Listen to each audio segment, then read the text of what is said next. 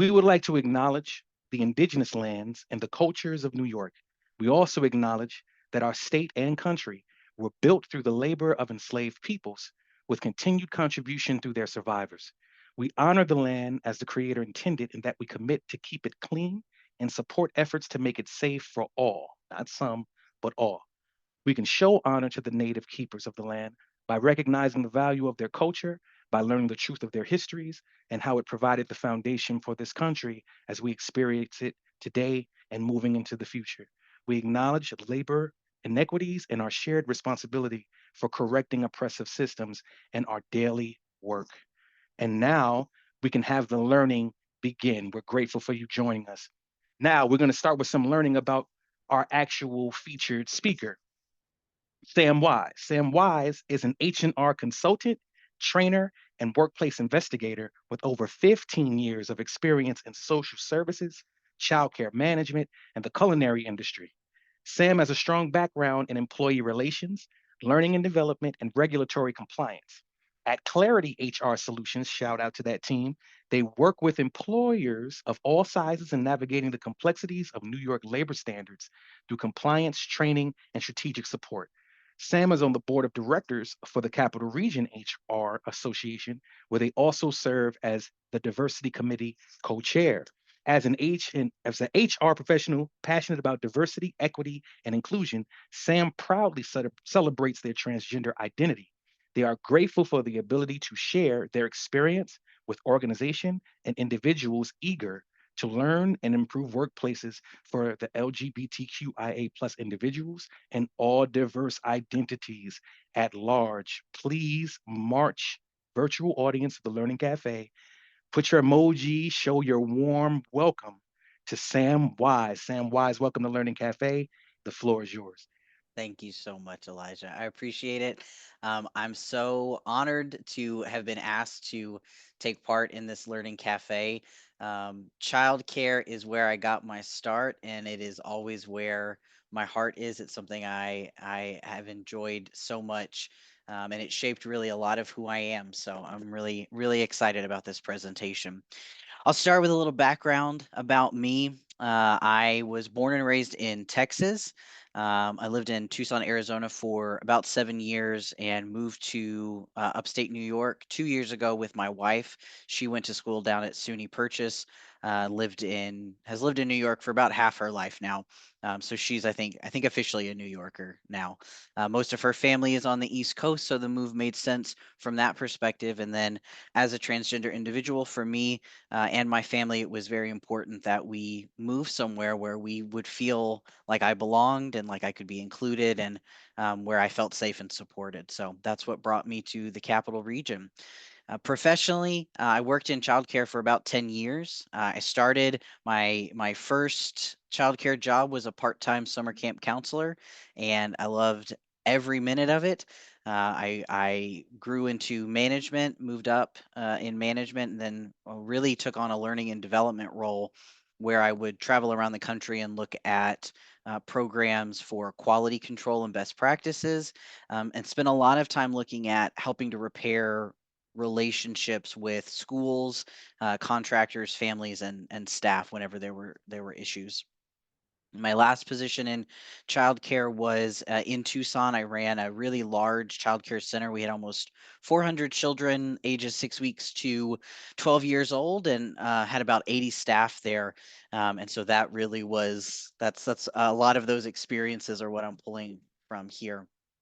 As mentioned in my bio, I currently work as an HR consultant with Clarity HR Solutions here in the capital region. We work with a variety of employers, some smaller that don't have a dedicated HR department, and some larger ones that do have HR, but they need a little extra help on things. And we look at compliance, learning and development, HR best practices, and anytime I get a chance to talk about anything related to DEI, I'm always so excited about it. It's so important to our continued work and to making workplaces safe and inclusive for all. So, with that, let's get into it. I want to start today by talking about my favorite bias, which I recognize is a weird statement to make, but I find this bias really fascinating. So, functional fixedness is a cognitive bias that limits a person's ability to use an object for a reason other than its intended purpose. And there's a landmark experiment that really kind of defined functional fixedness in adults, and it involved giving adults a box of matches, a tack, and a candle.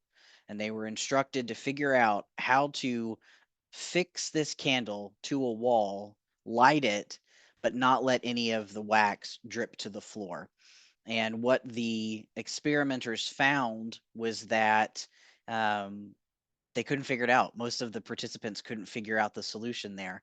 And if any of you in the chat know the solution, I'll give you a second to put in the solution before I give it, in case there's any psych survivors out there that are familiar with this. So again, when we look at this as functional fixedness, the key to this problem was to use the box of matches to hold the candle. And what the experimenter found was that most adults were only viewing that box of matches as a holder for matches. They weren't able to think creatively and to find that solution using the box of matches.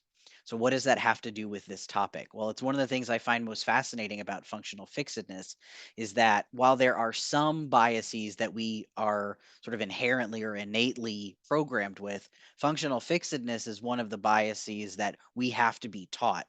And so children in early learning don't exhibit functional fixedness. And in fact, research shows that children don't really start showing functional fixedness until about 7 years old. I'm realizing, I don't know if my captions are, turn my captions on. There we go. So again, children don't really don't show signs of that functional fixedness until about 7 years old. And it's from our teaching, it's from their formative education that they learn functional fixedness.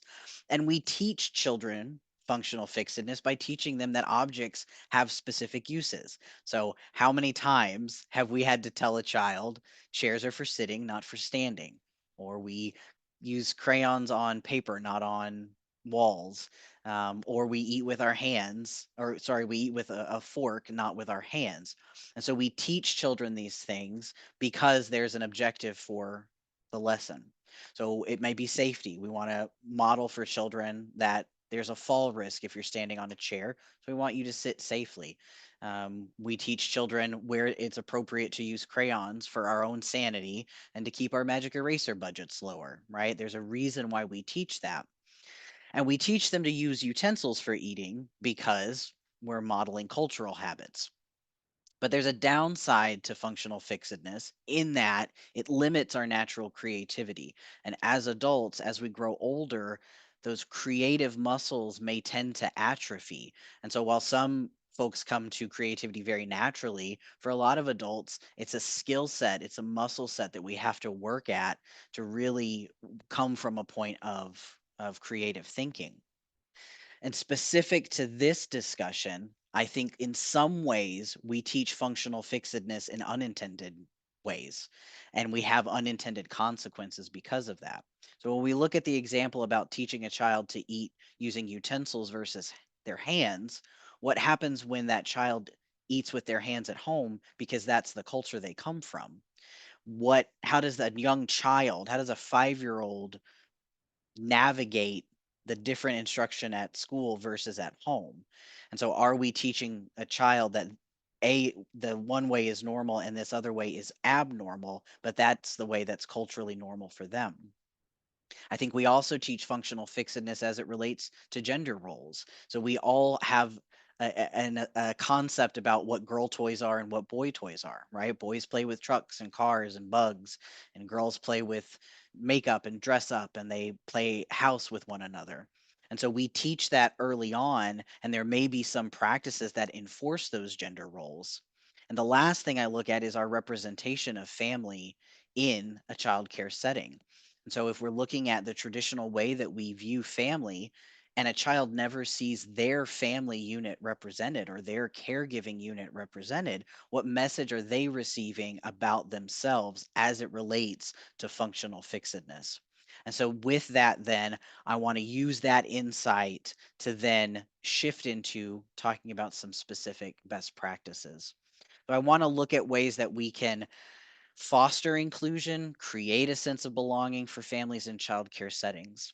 And one factor to consider about this is A, I recognize from my own experience, it's really easy to talk about things in a presentation, and implementation is much harder. So, one thing to keep in mind for yourself as you're reflecting back on this, as you're looking at ways to implement some of these best practices, is look at things as short-term goals, midterm goals, and long-term goals. And so the overall idea is we're building a foundation, and then we're hoping to further on in the child's education to develop more and more with that. And that may depend on where you fall in the early childhood spectrum. So if you're with infants and toddlers, you really are establishing that foundation.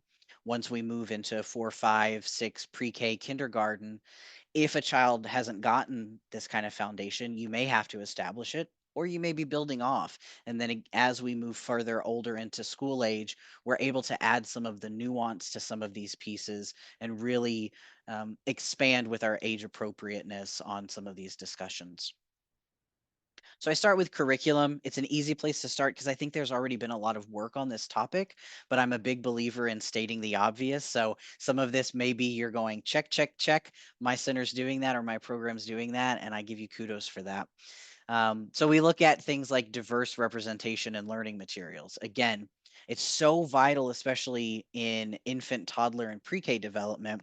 We're getting children as they're understanding a sense of belonging and as they're developing their sense of self. And so everything that we're doing is so vital in helping expand what normal means to them. We want to give them diverse representation. We want them to see themselves. We also want them to see their classmates because that models that all of these uh, diverse identities are valued. Everyone is valued in our classroom.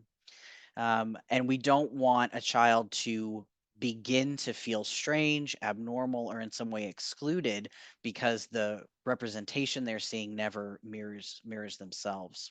We can also look at this as by including storytelling that includes multiple perspectives and lived experiences. Another way that we teach functional fixedness, especially in children, is this binary idea of right and wrong. The idea that there's always a winner or a loser in a game, that there are good people, there are bad people, and we know as adults there's a lot more nuance to those concepts, and so there sometimes is this idea that because children are younger and because we want to be age appropriate and developmentally appropriate, we can't approach that nuance. But I do think that there are ways to do that. And so we can do that through flexible teaching approaches. We can do child led learning. We can encourage curiosity. We can model through appropriate communications and conversations how to address differences. And we can look at building empathy and respect through playing collaborative games, games that encourage cooperation and teamwork, shared outcomes where we're not defining there's a winner or a loser to this. And we can do this by encouraging children not to stop at I'm sorry, but to actually demonstrate to a friend that they know how to share, that they know how to play nicely. It's something that when I do specific trainings on LGBTQ plus support, particularly for the trans community, one of the things that I tell people is please stop saying I'm sorry, because how many times has someone said I'm sorry to you and they didn't mean it? Or how many times has someone said I'm sorry to you and then they continue to do the same behavior over and over again? And I think we can start that in early childhood. We can acknowledge that I'm sorry is helpful because it is an immediate response, but also how can we just demonstrate our actions? And then we look at stereotypes and bias in lessons. So again, we can look at gender neutrality in stories, or challenging traditional narratives. Right, the princess can also save people. It doesn't always have to be the prince being the savior. We can include stories from other cultures. We can include similar fairy tales or similar stories from different cultures that add a different lens. Elijah shouted out for Gen X and millennials. From our childhood, one of my favorite books was the Three Little Pigs story from the Big Bad Wolf's perspective. I love that story because it completely flips the narrative on its head. So things like that are really great ways to examine that nuance in an age appropriate way. The next thing we look at is environment. And again, I think the industry in general has done a really good job at making adaptations to environment to make the environment friendlier, more welcoming, more inclusive for people from all perspectives and children from different backgrounds. And so again, we want visual representation. We want to make sure that different families are represented, that children see their home life reflected in the visual representation in the classroom, in the childcare setting. And we also look at accessibility when it comes to children with mobility issues, children with disabilities. But also, I think one of the big things that we're looking at now in the workplace, but also in childcare, is neurodivergency. One of the difficulties I think in early childhood, certainly that I experienced in my work, was because we're seeing children in their first educational environment, we may be the first people to see those signs of neurodiversity, of learning disabilities, or of different behavioral traits. And so we know that those things are going to have an impact on a child's later educational experience. We may be limited in the ways that we can respond to it depending on where you fall in the childcare industry. But I think there are still things we can do to be supportive. And so again, when we're moving into inclusive play and materials, if we're doing like my picture here, if we're doing a musical circle and we have a child that's sound sensitive, or maybe they're getting overly stimulated, do we have an area that they can go kind of remove themselves slightly from the hubbub of the group activity without feeling like they're being excluded, without feeling like they're being disciplined, where they're still in safe supervision, but they can regulate themselves? Do we have spaces in the classroom? Do we encourage children and do we model for children how to regulate when they feel those big emotions? All of this is that foundation that we need to be setting to help them succeed early on. And then the other side of it is having discussions to normalize that. Sometimes we get upset and we need space to calm down. That is teaching children that it's okay if you have a big emotion and you need to sit for a little bit. It's okay if you have a big emotion and you need to cry for a little bit. It doesn't mean anything bad or that you're in trouble. And if we can model that and provide an environment that is safe for that, I think it just helps again in building that foundation for future education. One of the things too in looking at inclusive play, and I have one of my favorite stories from my professional experiences about a little boy named Ben, who is a very handsy 5-year-old. Ben liked to touch everything and everyone, and after having you kind of multiple conferences with his parents and really with him to figure out what this was about, it really was that Ben liked exploring textures. He liked touching new things, he liked crinkling sounds. And so he was looking for this kind of stimulation. And as we do in those moments, I went to the supply closet and I got a box and I just filled it with a lot of different things, different fabrics that we had, beads of different sizes and textures. I think I put a couple pieces of foil in there and some bells. And what we started working with Ben's teacher on was helping Ben develop the language to say, I want to fidget with something. If this were now, this was 15 years ago. If this were now, Ben might have a fidget toy, right? We might have fidget toys readily available. And that's what Ben needed. He needed a box of fidget toys. And we were successful in that. We were able to work with Ben and model that so that he understood if he wanted to play with something, all he had to do was ask for the box. And when he was done, we could put up the box and he could go back to playing with his friends. So again, it reinforced for him, it modeled that communication, but it also reinforced for him that there wasn't something wrong with him. He had a different way of calming down or of finding focus, and we could provide those needs without him feeling like he was being punished. The last piece of environment I like to look at is looking at how to be flexible in family engagement. I think particularly when we're looking at families who or caregivers who may work on off hours from the childcare setting, they may not be able to come to things that happen during the school day. So obviously we want to look at diversity in our offering. So we might have programming that happens at drop off time. We might have things that happen during lunchtime or in the middle of the day. A lot of times we do things at pickup. But if we have caregivers or family members that can't come to those, do we have other options? Do we have options for remote logins or remote participation if we're doing a classroom concert or a play?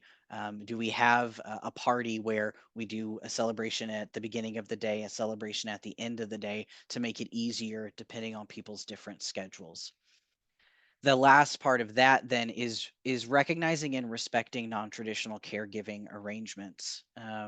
We have, I think, particularly after COVID, the village that supports a child may have expanded and increased depending on people's needs, and so we may see more multi-generational households because of financial limitations or because of cultural practices. So making sure that we're encouraging everyone in the family is able to participate. And we may also see from some family dynamics where friends are also included as caregivers, and friends take an active role in a child's upbringing. And while we may feel that we're being very explicit in welcoming to everyone, some caregivers may need us to specifically say, you're able to invite whoever you want to this, anyone in the child's life that you want to come to this program or presentation, we'd love to have them here. And just being really explicit in that invitation, expanding our language. And that's our next piece, is looking at language.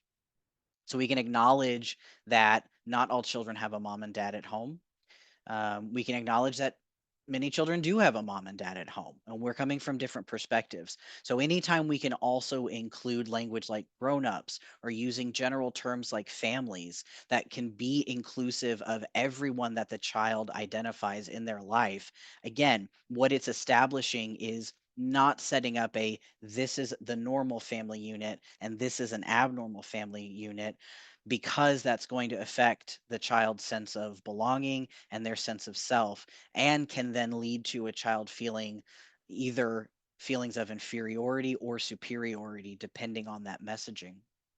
When we look at mm, disability, children with disabilities, caregivers with disabilities, we always want to use identity first or person first language as appropriate. The easiest way to figure out if a person uses person first or identity first is by listening to how they identify themselves or how they identify their child. So if they identify themselves as a person with a disability, or they identify themselves as I am deaf, then we understand the language they use for themselves, and the most respectful thing to do is to model that. But don't be afraid to ask that question. Don't be afraid to address to a family. We've gotten questions in the class about dad's disability.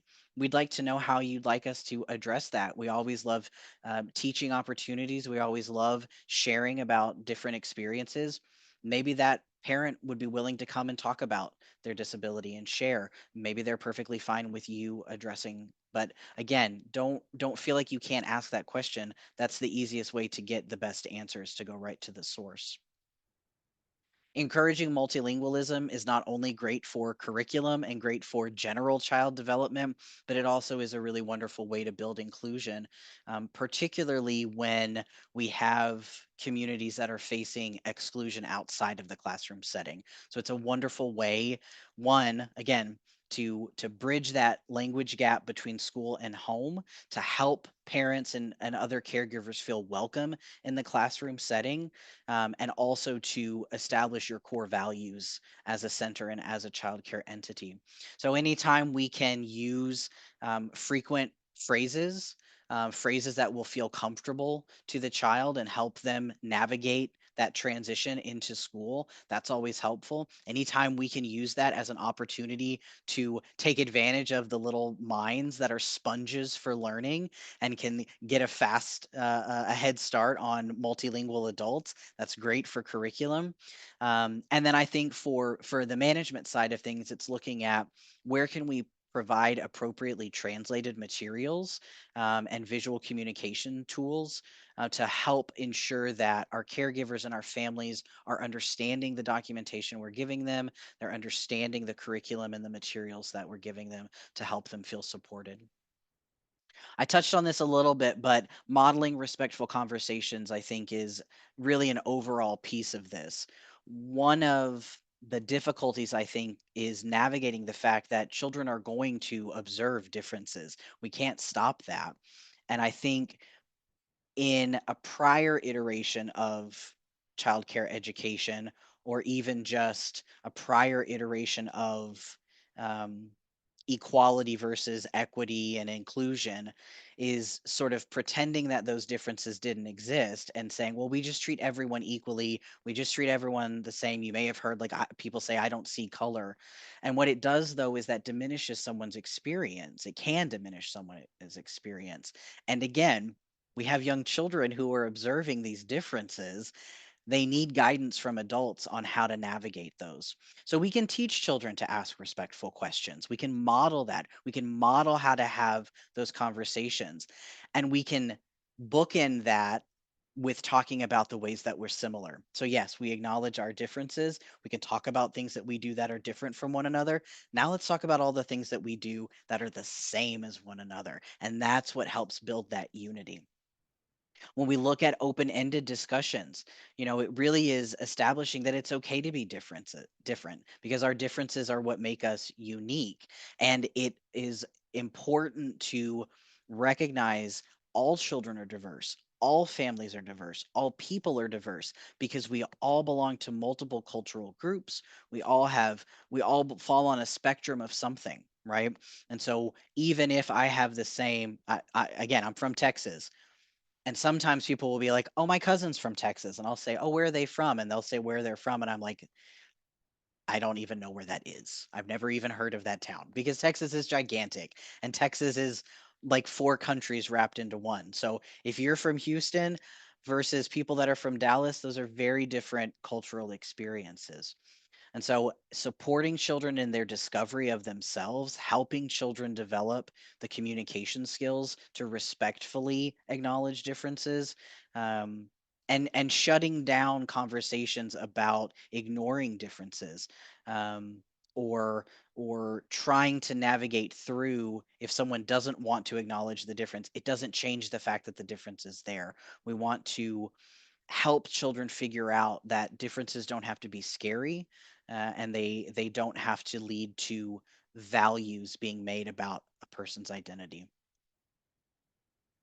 The last piece that I look at from the best practices is looking at celebrations.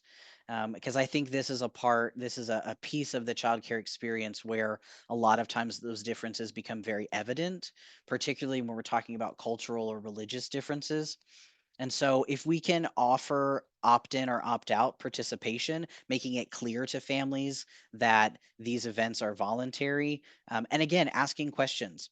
If a family has a concern about a particular celebration, invite them in to the director's office to learn more about what is going to happen. They can ask questions. If they want to participate for part of it, but they want to leave early, great, then they can do that. You're giving them the information they need to make an educated decision. Again, the industry has already done a vast amount of work looking at shifting from specific holidays to universal themes. I think the place where this is most evident is winter celebrations versus just strict Christmas celebrations. But one thing I've observed is that teachers and support staff might not always understand the why for that shift, or they may feel like they're not allowed to then talk about Christmas or Santa Claus if a child brings it up in the classroom. And so, again, making sure that we're fully explaining this is why we celebrate winter. Here's how we're going to handle discussions about specific holidays. We want to talk about all holidays and all traditions that people might have during winter. What's your favorite wintertime activity? If a child says going and taking a picture with Santa, you don't have to say, Timmy, thou shalt not bring up Santa's name, right? We can talk about that. And then we can also talk about what other kids do around the holidays or around wintertime. Again, we want our focus to be inclusive of everyone, looking at differences, looking at similarities, and really focusing on those benchmarks of helping a child understand their sense of belonging and helping a child understand their sense of self in a way that's not exclusionary. We can acknowledge all families and all backgrounds. Again, encouraging child led participation in this, encouraging children using their own words to talk about their customs, to talk about their traditions, to talk about the things that are important to them. That is so crucial to a child's development. Understanding that celebrations can be learning opportunities, rather than making assumptions about how someone wants you to approach their particular cultural belief. So again, it's a wonderful opportunity to dive into that. It demonstrates to your families your commitment to prioritizing inclusion and celebrating those unique identities in the classroom. The last piece of this that I want to talk about is probably the thing that I'm most passionate about when it comes to the celebration piece, and that's being mindful of financial differences. And so we have in many childcare settings, we have a vast spectrum of socioeconomic levels. And with that, then there's going to be different levels of participation. There may also be different levels of stress that families feel, or that children feel related to their financial differences. And so, any of you like me who grew up um, not affluent, I grew up very poor. We know the stress of when the Christmas party comes around, or the holiday party comes around, or school picture time comes around. Anything that comes around in the school year that would involve money being spent, that as a young child created anxiety in me. I always hated after my birthday because I'd come back to school and people would ask me about my birthday presents, but I didn't get birthday presents. And so I, as a child, was just in this position where I think I probably just lied about it and made up things that I got for my birthday that I didn't get. Same thing with Christmas. Christmas would come around and everybody would talk about all their presents, and I would say maybe three things. And they'd be like, okay, but what else did you get?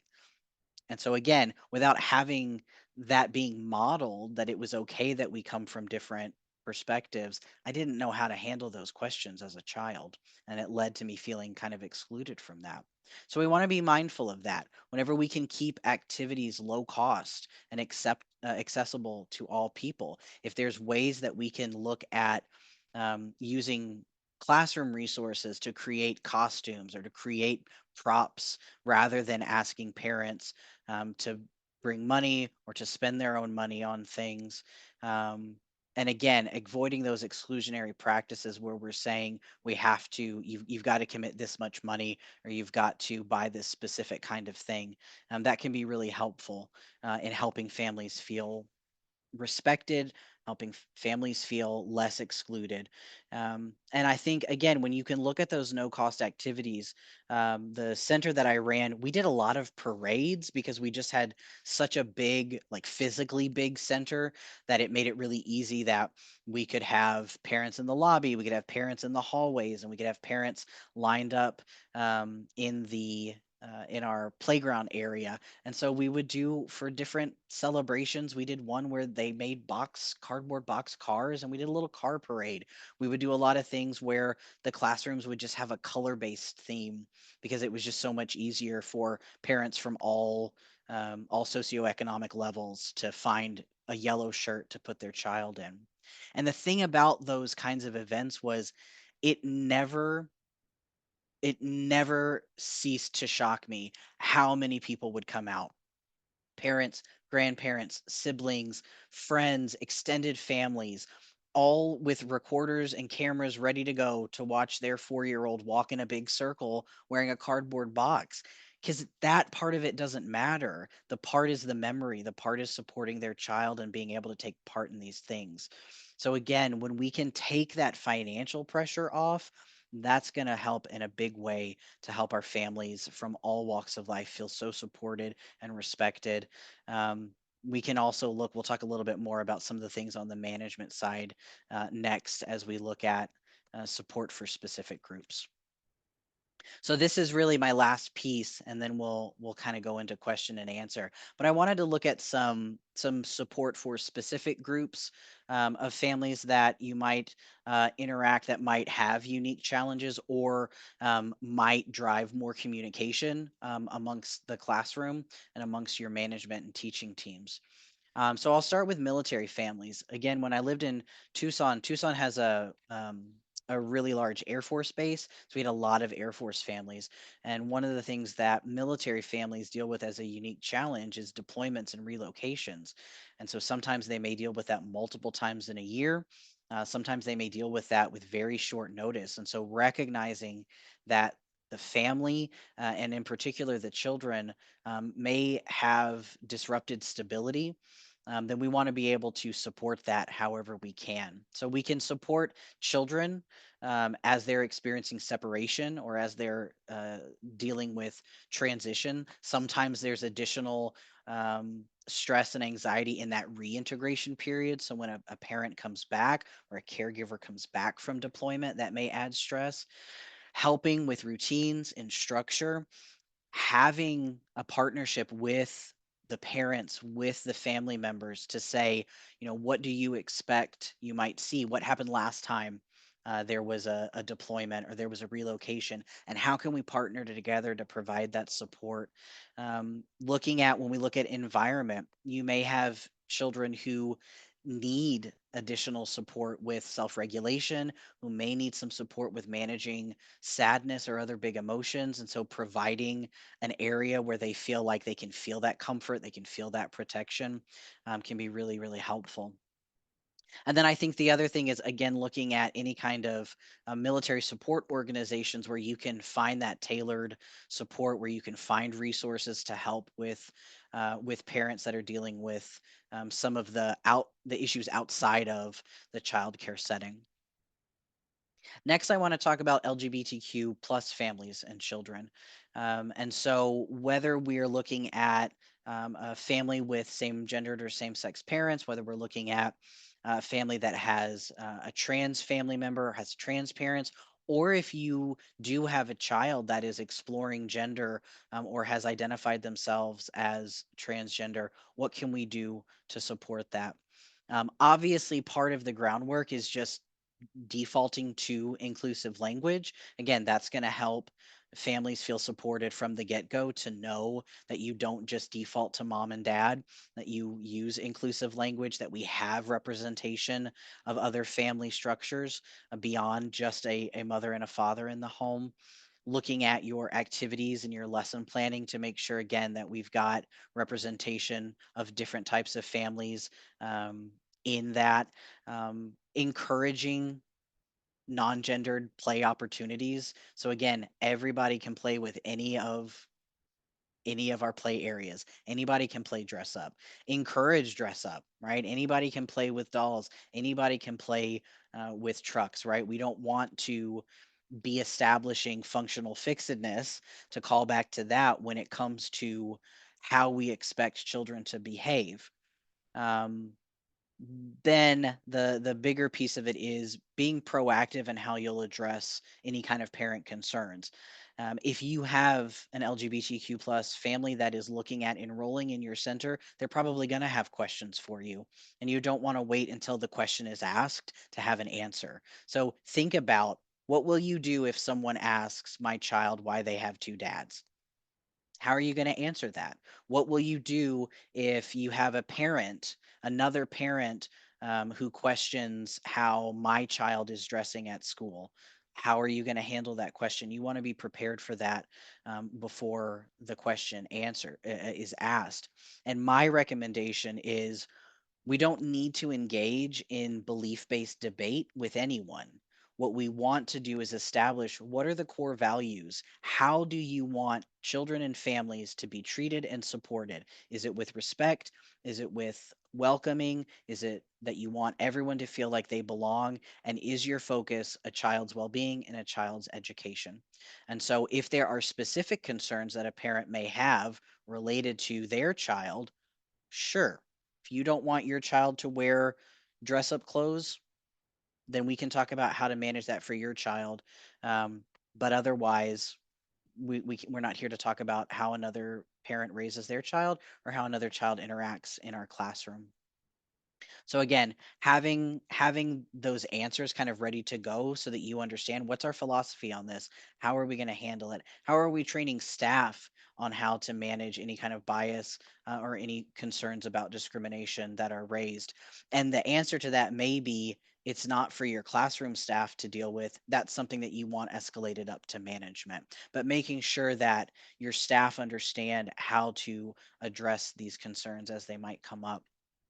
We talked about low income families when we were talking about inclusive celebrations. But again, recognizing that barriers exist. So if you've got families that are working multiple jobs, if you've got families that are using public transportation or may have limited access to certain resources, they may struggle with engagement, and we want to make sure that we're not making assumptions about them based on any of those constraints. What we want to do then is try and provide flexibility and other forms of engagement that they can take part in, whether that's through virtual, whether it's through different hours, whatever works for your center. From a management side, obviously, we can look at sliding scale fees, we can look at scholarship options, we can look at flexible policies when it comes to tuition assistance, that kind of thing. You can also look at alternate ways of families to contribute. So, rather than a family contributing monetarily or through a donation of a gift, you could look at volunteering. You can look at other ways that a family can be part of that classroom engagement. I think it's always good, and I think from what I've seen in the capital region, um, organizations here do such a great job with connecting families to resources, but making sure that you've got either a whether you're doing it in a newsletter, whether you're doing it through a bulletin board, making sure that you're maintaining resource lists for families so that they can get that information from you. Hopefully, you're building trust that families may come to you and ask for support, but even if not, even if they don't feel that trust yet, that they can access those resources through your center. Families with immigrants or multilingual backgrounds are facing particular challenges right now. There's a lot of stress in our political environment related to that. So we've talked about respecting cultural differences and traditions. I've seen this come up with medical practice and medical care in particular, that some cultures may have different views on medical care. And so respecting where a family is coming from without judgment, providing them options, providing them resources if they're open to those things, but not coming from a place of assumptions or coming from a place of bias. um, we don't want to try and force children into assimilating into a dominant culture um, because, again, we want to help foster a child's sense of belonging and help fostering a child's sense of self that aligns with their family's beliefs and the cultural traditions that they're seeing at home. So you've got to strike a balance there, and again, finding partnership with families on how we might navigate these differences.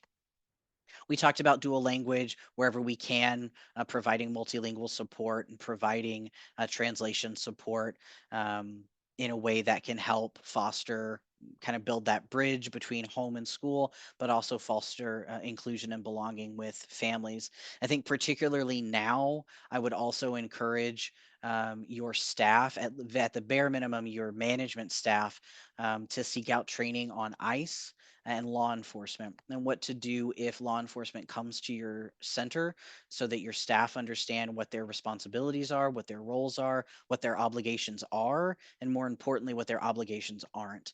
And making sure that you have a clear understanding of that so that you are acting within the bounds of the law, but also doing what you need to protect your family and to support whatever your values are.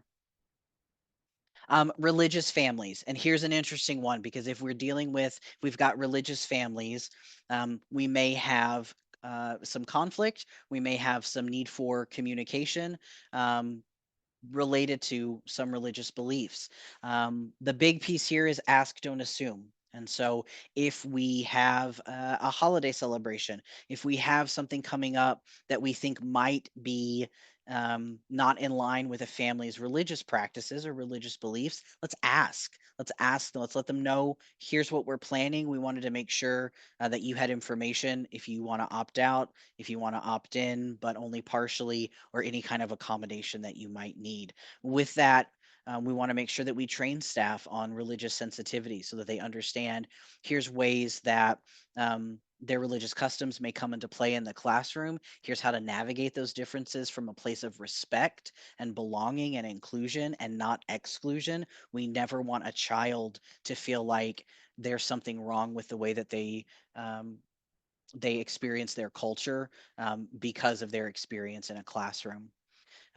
Particularly one of the ways this might show up is through dress and modesty practices. So again, we want to be mindful if we have dress up clothing, if we have any kind of play or performance that we're putting on, that we're respecting any kind of cultural practices related to that. And again, encourage appropriate dialogue about differences. We can focus on common ground. We can focus on shared core values. We want all children to feel respected. Um, we want families to feel comfortable bringing concerns up. But again, we don't need to feel like we have to engage in a beliefs debate.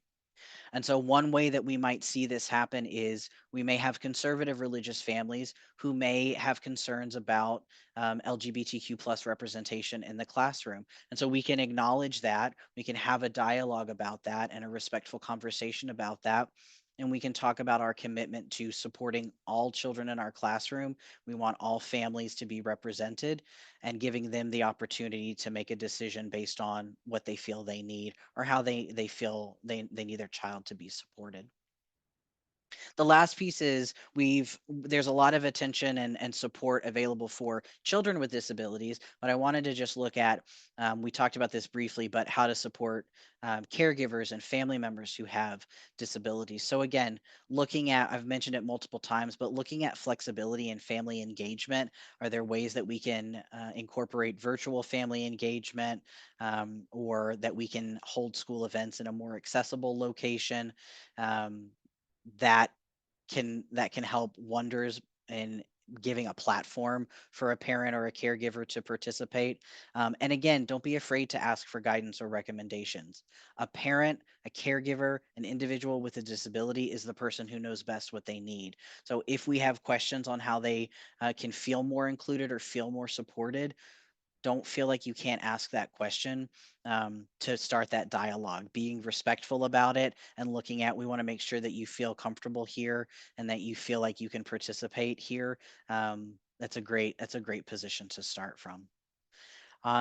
So with that, then I think we're ready to kind of go into a Q&A together and see. I've seen the chat buzzing, Elijah, so I'm very Absolutely. excited here. Your message, instruction, and guidance was very, very well conveyed. For those of you that are listening, if you got anything, if you learned anything new, if there was anything that was insightful from what Sam has shared with us, please just put a thumbs up, put something in the chat to let him know that it was an excellent message, well received. You have there's a lot of messages in the chat that just were, affirmations. So for sake of time, I want to get a hold of some of the questions. I apologize ahead of time. We won't get through all of the questions, but we'll try to make some headway. All right. So the first Perfect. question that we have here for you, Sam, how do you respond to programs providers who say they don't serve diverse families, so they don't need to address diversity or inclusion? Yeah, we deal with this just kind of in general DEI talk, that a lot of times, and let's just call it what it is, that a lot of times white families may feel like they aren't diverse. And so I Mhm. think part of it is acknowledging everybody is diverse, right? Whether you are, regardless of your race, regardless of your religious beliefs, anything, right? There is something about your family that is unique, and we want to celebrate that. And that's what it's all about. So I think we can we can drive that conversation in our curriculum to talk about a child's identity, again, leading it from the child's perspective, sending home that kind of homework or take home things that are like, we want to talk about, how do you celebrate spring? What are some of the things you do in spring, right? If you're a family that has every spring we do a spring break vacation to wherever, right? You may be the only family in our classroom that does that. And so that's unique. And we Mm, want to talk about that, right? So it's looking at the ways that we can remind people we're all diverse because we're all unique. 100%. Diversity is not just something I feel like sometimes when you hear diversity, equity, inclusion, or any set of acronyms, it goes becomes a buzzword that goes to race and ethnicity. So I Hmm. appreciate you because it talks about diversity of mind, perspective, and also cultural aspects. Yeah, Um, absolutely. we have another. It says in the workplace, in workplaces, functional physicness can stifle innovation. Mhm. What strategies could teams use to overcome assumptions about how things have always been done? Yeah. One of the things that I like to look at when we're looking at, well, we've always done it this way is, and here we are again, right? Is we've always done it this way. And what's been the outcome? And so if we've always done it this way and we keep having this same meeting about how are we going to get our teachers to show up the day after the Super Bowl, right? Whatever it is. If we've always done it one way and it's not working, then let's look at it another way. And then I think another way that you can break functional fixedness is to break up how you approach a problem. And so sometimes a lot of the normal way that we approach a problem is we establish the problem and then we try and figure out solutions. And so one way is you can kind of flip that to get your team thinking about things backwards. So start with the solution, start with the outcome, and then figure out, all right, what do we need to do to get there? And then you can kind of identify where those gaps are. And then I think that gives you something you can break up into digestible pieces that can help with building that creativity. I very much enjoy that reverse engineering and just diversity Hmm. of thought and approach. Um, we have here it says, what challenges or barriers might child care centers face when implementing inclusive policies? How can HR professionals such as yourself partner with educators and providers to address these? Yeah, I think, and especially now, I mean, I am, I am fully aware that right now we've got this big looming funding cloud, right? And there's a lot of fear in nonprofits about, and particularly in educational based nonprofits on what will happen with funding. And so I think you're always going to have a group of people that are going to say exactly what that first question was. Well, diversity isn't about us. So looking at messaging to make sure that we are talking about all people, we are talking about all families, and remembering your goal is to support child education. And so leaning into those developmental foundational milestones, right? Using the language about how this is beneficial to your child. I think that's helpful. From the HR lens, I think one thing that we look at is even when federal discrimination protections may have changed or there may be buzz about them changing, our statewide protections have not changed. And so we have New York has even prior to this administration, New York has a wider set of protections from discrimination than we do at the federal level. And so we're held to a higher standard. So remembering that and remembering that we still have an obligation to fair education, fair housing, fair employment related to those identities. And again, I think it's being proactive. It's looking at what do you anticipate pushback being and how would what's our philosophy on it? Where are we willing to bend and where are we not willing to bend at all? And we certainly can provide strategic support in that. Very well said, Sam. I appreciate you. Hmm. This one says, Sam, this question is along the lines of mistakes to avoid. Based on your advocacy work in your area of profession, what are common oversights organizations may make when trying to support LGBTQIA plus families, and how can they course correct? Mm. I think it's not dissimilar to any other group. Is that groups often get lumped together, right? And so people might assume that a gay family and a lesbian family and a family with a trans person all have the same experience, right?